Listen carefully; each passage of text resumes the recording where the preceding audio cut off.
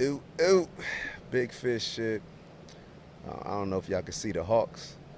These big hawks, they fly around here. I don't know what they do. They go to the top of these buildings. And hopefully you guys can hear me. Let me try to turn the mic up a little bit. But yeah, these hawks, they fly around. It's kind of cool to see. Um, Airplanes as well, so just bear with me. Uh, but I wanted to jump on today to talk about Tyre Nichols. I literally just got done watching a bunch of the footage of the body cams and some other video angles, and a lot of emotions came to mind, a lot of thoughts came to mind, and am I surprised? No. Is that a shame? Yes. The number one thing that shocked me, or that disturbed me, I should say, was the fact that afterwards, when I saw the body cam of the officers, they were sitting around. One was smoking a cigarette, and it was almost one was actually bragging about throwing haymakers, punches and stuff, knockout punches, a haymaker, and bragging about it. And it was such like punkish, like it was a punkish mentality in so many different ways. You're bragging about, there's like four or five of y'all jumping on one very, very small individual. Very small. You can tell that all the officers seemed a lot bigger than Tyree. And it's, it's, you don't, I guess the reaction to it, there seems to be a lot of a different energy when you compare this to George Floyd. And we all know why. George Floyd was the result.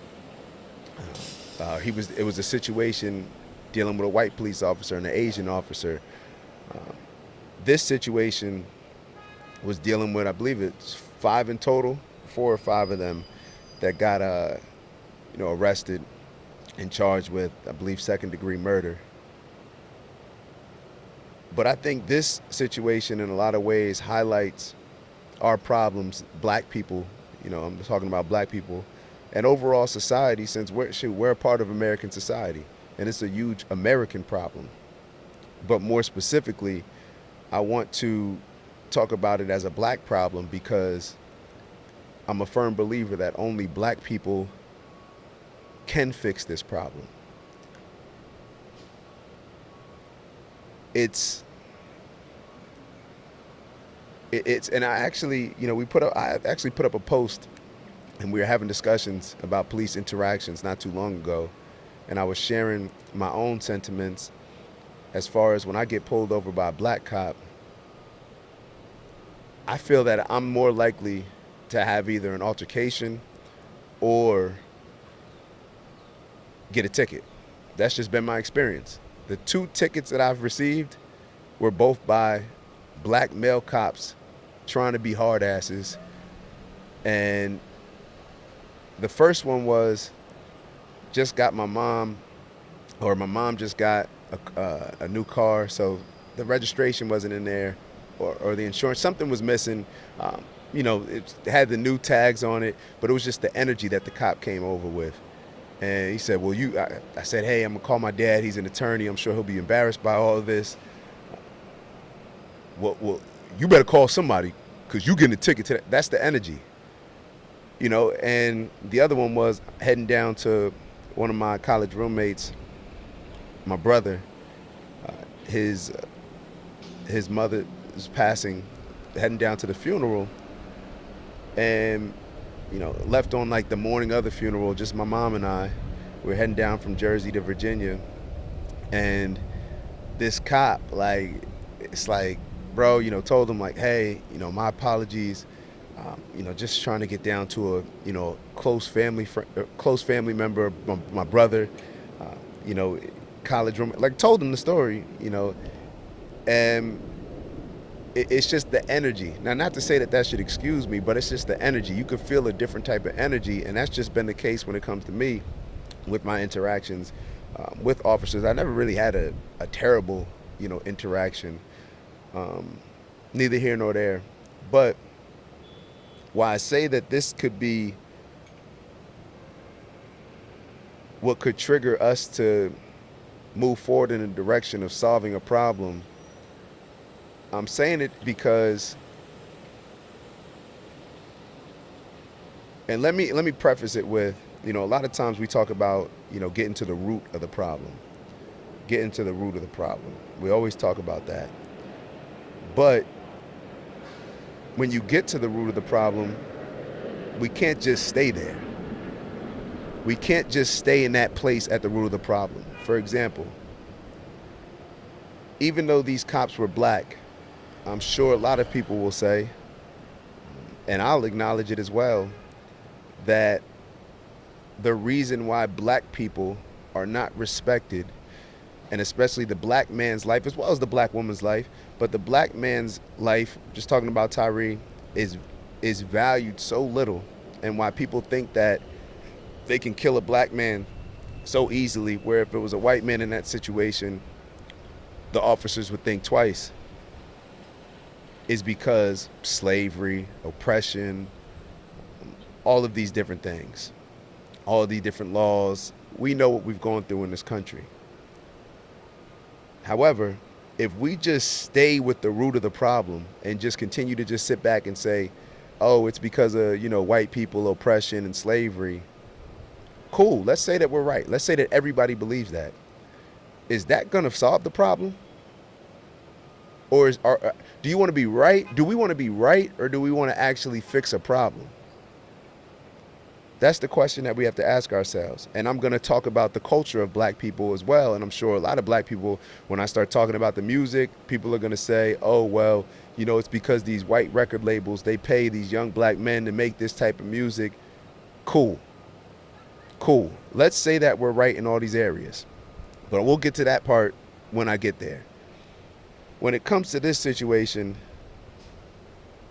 until we understand that us just staying in the root of the problem, we're never going to grow. If we just stay at the root, we're never going to grow. We have to figure out how we can grow. Okay, we identified the problem. We understand how it happened, why it happened. But now we need to focus on how to solve it. And if we're saying every situation, still blaming white people for it, then obviously, if we're going to say that, if we're all going to address that and buy into that, then how can we expect and ask and beg white people to be the ones to solve it? That makes no sense. So regardless whether we're right, regardless of whether we're owed, regardless of whether people should have higher morals and values and people should help us solve our own problems, that may all be true. But at the end of the day, it's not going to happen. This will never happen unless we take it upon ourselves to solve our own problems. Now, how do we go about that? There's a lot of different ways. But identifying the problem where there's just such a lack of respect for black men. And it's funny, I saw a bunch of posts actually where they were talking about the cops, and they were saying that those cops, how they treated Tyre Nichols, it looked like how our music sounds. Think about that. That image of them jumping this and killing this young black man is exactly how our music sounds. And people will always say this and that, like, oh, well, that's just entertainment. It's not just entertainment. It's our culture. You can look at any generation and the music reflects the culture and vice versa. It's a mirror. Show me the music and I'll show you the culture. Show me the culture and I'll show you the music. They go hand in hand. But for whatever reason, we feel that this is, it's almost as if, like, I really don't know what it is. Because to me, you see this type of situation where it was just so normalized. That's why I was talking about why it was so disturbing afterwards with the police officers. They weren't nervous. They were chilling. They were bragging about what they did smoking a bogue. That's how they felt about that young black man's life. That could have been their little cousin, their little brother. That was a father. That's how they felt about it. So how can we get mad at other people for looking at us as less if we look at ourselves as less? And if we're not even going to hold ourselves to a higher standard of how we regard, the regard that we hold each other in. And we can sit here and say all day, I'm sure as people are listening right now, but if it wasn't for this white thing, you're right. Cool, you're right. But that has not solved anything. Things are not getting better. They're getting worse. It doesn't matter how many billionaires, Jay-Z, whoever else, it doesn't matter. Those are the few. That's what society does. They highlight a few, right? And make it like, oh, you can aspire to be like that. They've been doing this since slave times. And speaking of the music, and especially touching on Jay-Z, this is how insane we are as a people. I remember Jay-Z, I believe it was Jay-Z and Meek Mill, they were they did pass legislation, or they got some legislation passed, or they're trying to, so that rappers' lyrics couldn't be used against them in court. And black people were celebrating it. To me, that was disturbing. That was disgusting. The fact that we're celebrating that Jay-Z, a grown man, an adult, an old man, an elderly man, who's not a child, who should understand, especially if you came from that you're fighting to have lyrics not be used against rappers in court so that they won't get locked up.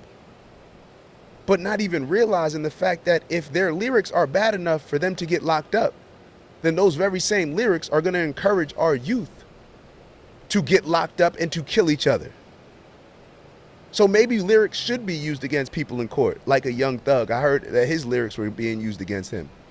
Maybe they should be used against our rappers in court, because maybe that will incentivize them and give them the wake-up call to stop putting out all this negative energy that's going to have our youth killing and doing stuff to get us locked up, not respecting our women, not taking care of our kids, all these different things, not being the strong black male leaders that are needed now more than ever in our communities and our families and our villages. Maybe that will be the thing that gets them to say, like, oh, well, shoot, I ain't trying to get locked up, so I'm not going to, be saying these lyrics, because clearly they don't care the effect that it has on our communities.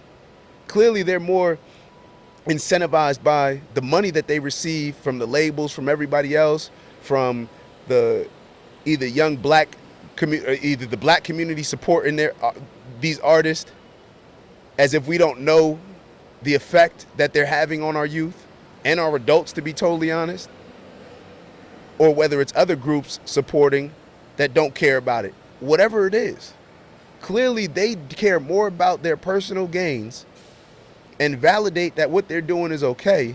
Oh, because it's just entertainment. Or I'm just rapping, where I came from. Well, it's the blonde leading the blonde. Yeah, hey, I saw Charleston White talking about how NBA YoungBoy said something to him, and he was the first person to shut him up, because he said, he said something like, I was blind, so therefore, or I was led to not be anything, so therefore I lead other people to not be anything. True, but that doesn't make it okay. And it's one thing for NBA YoungBoy to acknowledge this, but if NBA YoungBoy can acknowledge this, doesn't Jay-Z understand the effects that his lyrics have, or the effects that our culture, how it is impacted by the lyrics? Who are our leaders in the community? Who are the black leaders? Who are the black leaders? Who are the most influential black people? Rappers or athletes? And to be totally honest, it's probably more rappers when it comes to the culture. So here, Jay-Z and Meek and whoever else was involved, you're fighting hard to have these lyrics not be used against rappers because you care about the rappers. Instead of fighting, and I shouldn't even say fighting, instead of enlightening the young rappers to say like, nah, we're not gonna have these type of lyrics because of the impact that they're having in our communities. Oh, well, these record labels, they paying me big bread for it. No. Jay-Z, you want to give out money? You got big bread, right? You're a billionaire. Why don't you have a record label? And why don't you set a standard? Isn't that what the big homies are supposed to do? Set a standard for the little homies? Because the little homies just going to go where the bread's at, right? Their brains aren't even fully developed. So therefore, unless we can incentivize the young homies as to why, like, get incentivized with money, because that's what we're going to have to compete against, because the record labels who don't care about the black community, right, they're willing to give them the bag because they know they're going to receive the bag. So unless we give them a bigger bag and a good enough reason, they're not going to just wake up and realize that they shouldn't be putting poison, mental poison, that causes physical harm, that kills our people, that gets us locked up, that destroys our families, into our community. But I don't want to make this just about that, but I think it's important for us to understand that how the culture has an effect on situations like Tyre. Tyre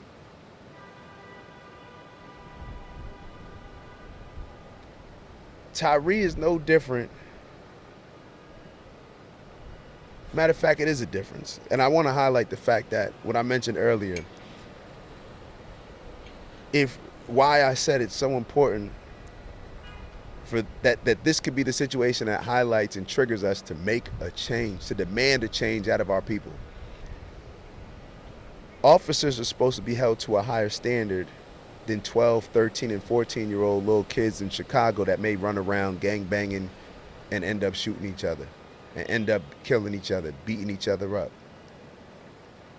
So if our officers that are supposed to be held to a higher standard as grown-ups, as adults, as quote-unquote leaders in the community, if that's how they see young black kids, if that's how they see a young black man, why are we surprised when our young black men see other young black men as that? We have to stop. And another thing that we have to do is stop putting an emphasis on these groups that just benefit, that finesse us, that manipulate us into thinking that they're fighting against, the power, that they're fighting against white supremacy. They're fighting against all these things. We have to stop getting finessed out of our money. And we have to stop getting finessed out of our power and influence, because we put all our power and influence in a group like Black Lives Matter so that they can bully organizations and companies into giving them money. The companies, they're getting bullied thinking that, let's just give Black Lives Matter some money so that they can say, hey, we gave money. We're not racist.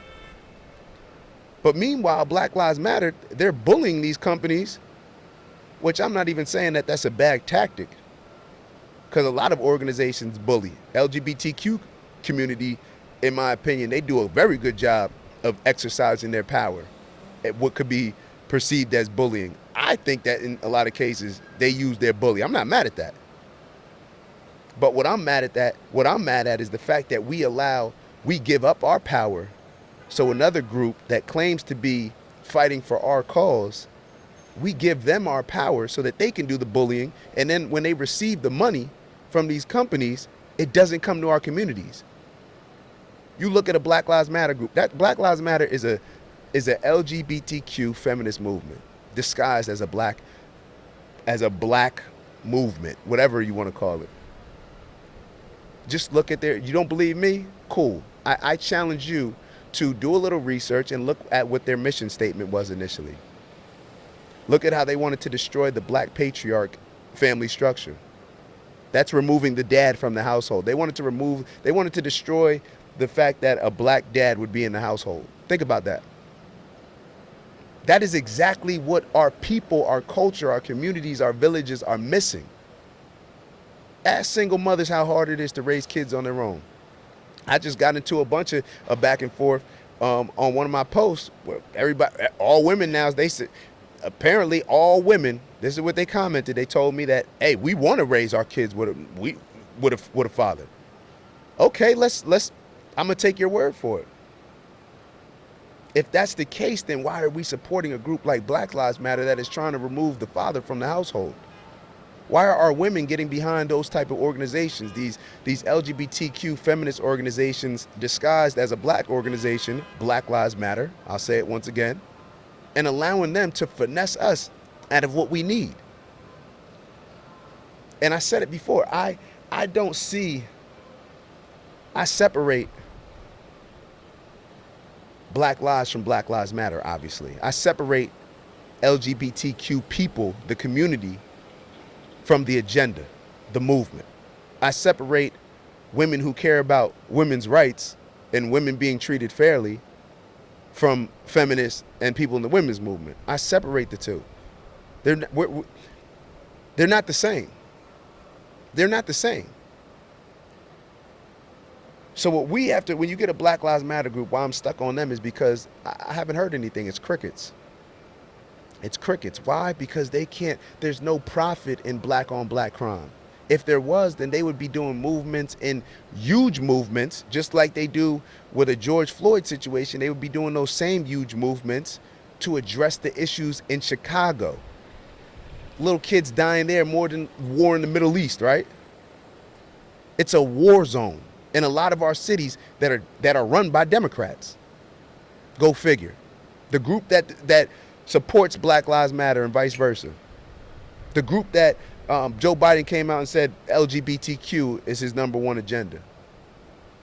So these very groups, why not partner with the leadership in these cities? BLM, LGBTQ, women's movement, feminist movement. Why not partner with your leaders in these black cities that are Democrats to solve the issues of our kids being killed?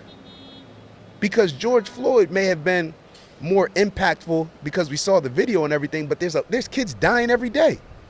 Just while I'm recording this video, how many of our young black youth will die at the hands of another person that looks just like them, who's probably under the age of 18, at least under the age of 21, 25. Why is that not an issue? Why didn't Black Lives Matter come running out and protesting this issue? Where's the energy at? The energy's different. Where's all the black leaders at to come talk about this? Why? Because there's no money in it. Why? Because there's no leverage in it. See, the Democrats will get behind a George Floyd situation because they can use that to gain leverage when it comes to getting the support from the black community. They can make it seem like, oh, the Republicans, they're just with the police. Those white racist police. They know that will tap into our emotions as black people. They know that. They can say that. But where's that energy now? Oh, I guess it's just like boxing. Why they always try to match up black versus white, black versus Mexican. Because they know it sells. There's profit in it. Why? Because it taps into the emotions. They can always play on race. We have to stop letting people play on race to manipulate us because we get so caught up in our emotions. We have to move more logically. Otherwise, these situations are going to continuously happen. And I'm not just talking about a Tyre situation with the police. I'm talking about our young black men dying, period, across the board. These situations will continue to occur because we don't demand or set a higher standard for how we hold each other, the regard that we hold each other in.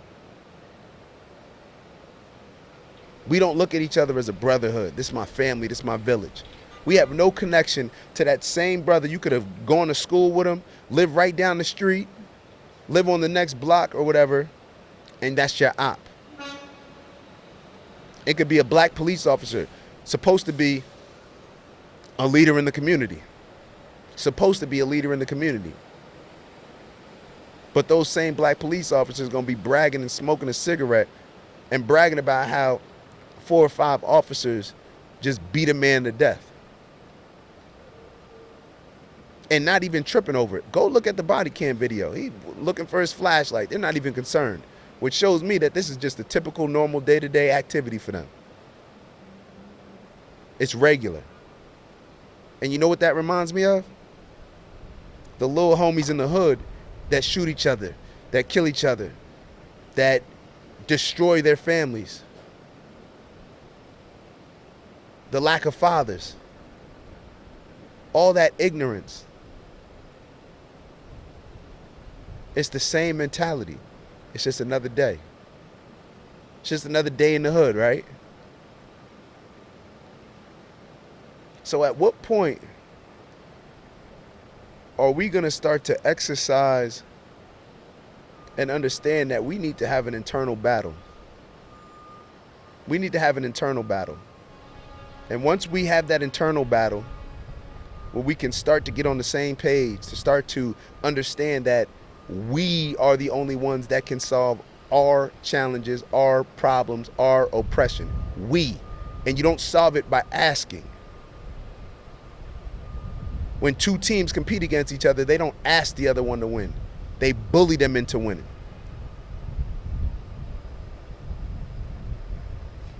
They compete. They have a game plan. They prepare.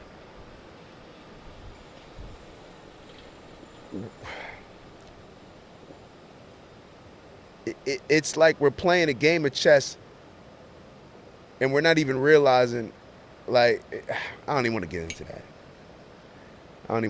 that. But we should be playing more chess. We should be more logical. I don't know.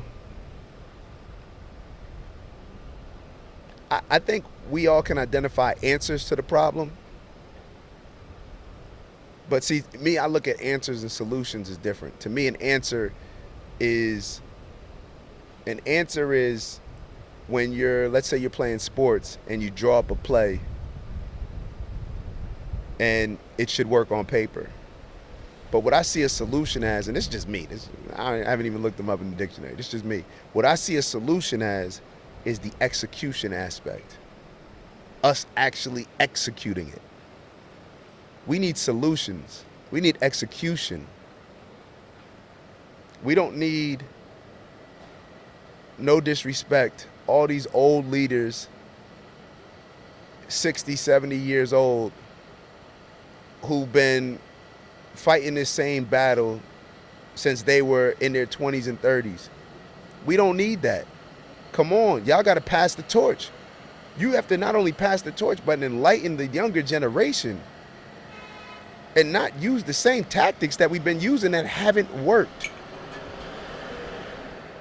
You got all these so-called black leaders aligned with Democrats mostly. It just is what it is. All the parties, no party cares about us. No party cares about us. So stop thinking that one does. Parties care about themselves. So until we develop a certain level of value and influence, then they have no reason to care about us. If we blindly vote for this group without them doing anything, they have no reason to do anything for us. And if we won't even consider this other group, and we don't even have enough leverage to the point where we can come to the table and, hey, let's do a deal. Ice Cube, where he got bashed for trying to do a deal.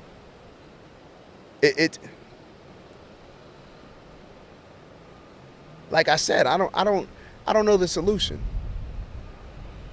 But I think we all can figure out the answers. I think our problems are very simple. Not easy, but very simple. Very simple, but not easy. Simple steps, but it's not easy to execute just because we've been so indoctrinated. We have these leaders that use the same tactics from the 60s and 70s.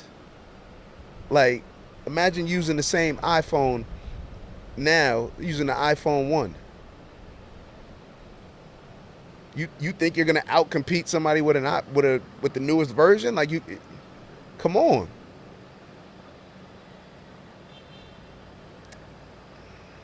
If we really care about Tyre, if we really care about our young black youth, then what are we gonna do? Are we gonna stop putting all of our hopes in the Democrats? Are we gonna stop putting all our hopes in Black Lives Matter? Are we going to stop putting all our hopes in the church? Are we going to stop putting all our hopes in the public school system? Or are we just all as individuals going to make a decision that, hey, let's be open to something a little bit different. Maybe what we've been doing hasn't been working. Are we going to embrace the leaders that actually present different ideas? Are we going to embrace the strong black leadership that seems and comes across as radical just based on because our leadership has been so soft? At what point are we going to realize that the ship is sinking, and it's been sinking? We're dying. Our kids, our youth, we're dying. They're dying. I don't consider myself youth anymore, but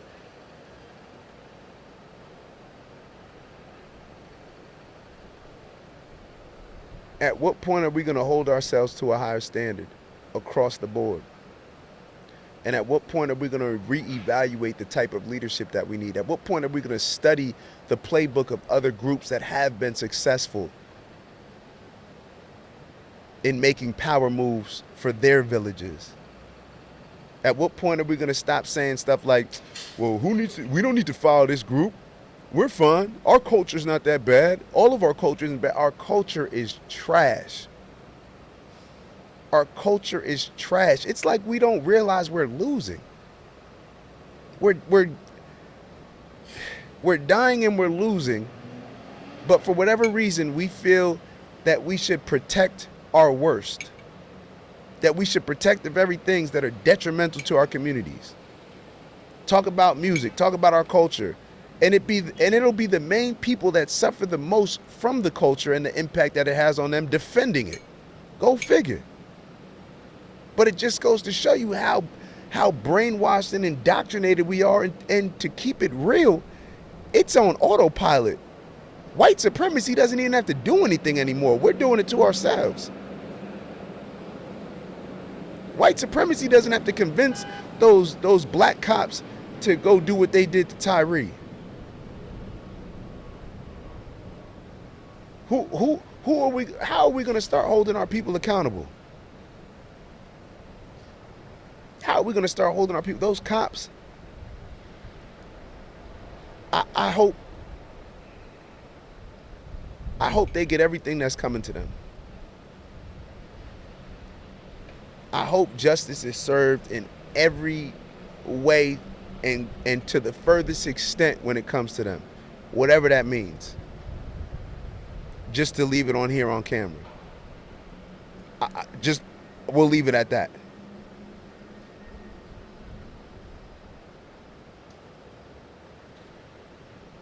However, my energy is more focused on how can we prevent these situations from happening moving forward. And when I say we, how are black people going to start to take the driver's seat for our problems instead of asking other groups and putting our hope and faith in other groups? Barack already ran the hope campaign. It didn't do anything. Our black churches, we've already been told to have faith, do that. It ain't been working. Black Lives Matter, I don't know what they were screaming, to be totally honest. No justice, no peace, no race, whatever. When are we just going to stop being loud and start executing? Stop protesting and stop executing. Stop protesting and putting the badge on like you did your part to end racism or to end white supremacy or whatever you feel like you're doing. It's just like when people go to the polls and they put, I just voted on. Oh my God, you're a hero. You're an American hero. And I do, as I'm speaking, and I have to apologize because I don't want to take attention away from what happened to Tyre Nichols. However, I feel what our people do too much is that we don't talk about how to prevent these situations from ever happening again, how we can prevent them, the steps that we need to take. We'll be outraged. We'll blame this group, blame that group, tell them they need to do this, tell them they need to do that, put all our support in these groups that don't care about us, that are destroying us, manipulating us, finessing us. So I have to address it like this. I have to address our culture. There's no way that we can see a situation like that and not think that it has anything to do with our culture. And I'm big on culture coming from the top down. So all of our so-called leaders, maybe we need to reevaluate those. Because just like if a company doesn't do well, the people at the top are getting fired, they may do some firing as well. But they're doing firing because the heat's coming on them. So at what point are we going to start looking to the top and saying like, yo, maybe we need to reevaluate our leadership. Maybe we need to reevaluate who we're putting our hope in, our faith in. Maybe we need to restructure our minds and how we see things moving forward. And it's ironic. Well, I don't know if it's ironic, but we have Black History now, Black History Month, right? At what point are we going to start to create some leaders now that can make an impact 20 years from now and be highlighted and say, hey, they made a difference? We're still, no disrespect, we're still celebrating the same people from over, it's like 60, 80 years we're celebrating people from. Not to say that they shouldn't be celebrated, but why haven't we had any leaders fill those shoes, take over to the point where we can celebrate them? Because we've been losing for a long time. And on losing teams, see, being on losing teams, and once again, I apologize because it may seem like I'm getting away from the Tyre Nichols situation, getting away from Tyre. I don't want to get away from that. But I just don't want his death to stand for nothing. I don't want it to be another meaningless death like every other black death that we see. And the only time that it has meaning is when other groups benefit and our problems are never solved. They're never even addressed. It's just the appearance of them being addressed so that those other groups can get what they want out of the situation. Just look out. This is not, I'm not saying anything that's not a fact. These are things that are happening. And if you think not, then tell me otherwise. Tell me otherwise. Tell me what we get from all of these meaningless deaths. What has changed? We use the same playbook and expect a different result. But that goes back to the losing mentality on any losing team that I've ever been on. It was a mindset. You move differently. I've talked to certain college coaches where they said that they won't even recruit certain players if they came from a losing team because they come from a losing culture. Losing cultures impact those kids in different ways. They develop losing habits, losing mentalities. So even though they may be majorly talented, can come into a perfect situation and do well maybe. But what happens when stuff starts to go downhill a little bit with the up and down roller coaster that life is, that competition is, that sports is? Will they have the mindset developed to actually get through those challenging obstacles? Or will they just revert back to the losing culture? We have a losing culture. We have a losing culture. And before I go into too much depth with why I think we have a losing culture, I'm just going to say I think we've just put faith in the wrong areas. We've put faith and hope in the wrong ways. Our execution has been bad. Our execution has been bad. So even if you feel that we're putting faith in the right areas, the execution has been bad. The investment has been bad. It's been weak. The sacrifice has been minimal. At what point, how many rappers we need to die? How many young black men we need to die? How many black men, how many black women we need to get disrespected and die? How many kids do we need to suffer until we just start to say like, yo, we're demanding more. We're not asking. We're not asking this group or that group or this group for support. If we need support, we're going and taking it. That's what every group does. It's like like we're losing, but we don't want to take anything away from the winners. We don't want people who are able to execute. So I'm gonna wrap it up with this and just ask us all, like, what's next for us as individuals? What are we gonna do to prevent these situations from happening? To hold ourselves in higher regards, with more respect, so that these situations don't continue to happen. Because, I mean, does anybody looking around really think that it's not going to continue to happen? You look at George Floyd. That actually, when it came to what it did to the country, could there be anything else that is greater than that from an impact standpoint? A greater wake-up call for us to figure out that, hey, it's on us and only us to execute. Other groups want to support us. Hey, amazing. We have to be leading those efforts, and we have to take full accountability regardless of what support we get. So, definitely sending positive energy out, prayers for Tyre and his family. Saw his mother speaking. She seems to be very strong. And I didn't hear her. Yeah, I just want to say I'm going to make another video, a follow-up on this as well. Because to be totally honest, I wasn't even going to make this video because I don't like talking about events like this, especially. I like getting all the information. I don't like using these type of current events as clickbait or anything like that. But at a certain point, we have to understand that if we're going to make an impact and if we're going to have change, then we need certain people's voices heard, and we need to use Tyre's situation to make sure that we can do right by Tyre. And what's doing right by Tyre, I would assume, I'm just speaking for me, is to do everything we can to make sure that there's not another Tyre, to make sure that we get on the right side of this and move with a more positive trajectory instead of moving downhill faster and faster and faster, which is what we continue to do. So look out. I'm gonna dive into more so with what I was mentioning with the culture, with the music, with other impacts and influences.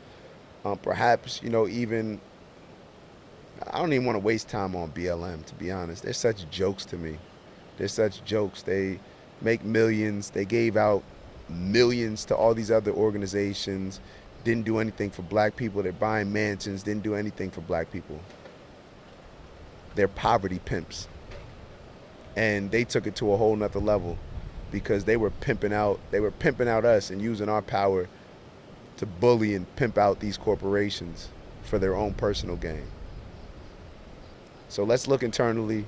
There's a war that we need to fight internally. And to be totally honest, everybody can't go.